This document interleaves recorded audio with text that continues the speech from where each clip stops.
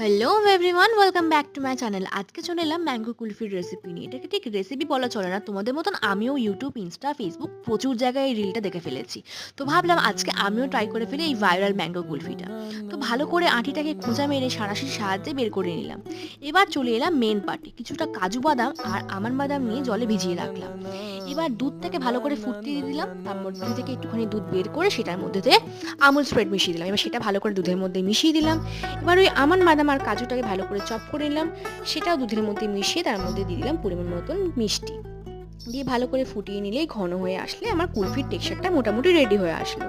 তারপরেতে ওই কুলফিটা ভালো করে ঠান্ডা হয়ে যাওয়ার পর আমের মধ্যে পুরে দিলাম আর বেশ খানিকক্ষণ ফ্রিজে জমতে রাখলাম, প্রায় ওই 7-8 ঘন্টা। তারপরে বের করে আসার পরে পিল করে নিলাম আর টুকরো টুকরো করে কেটে নিলাম।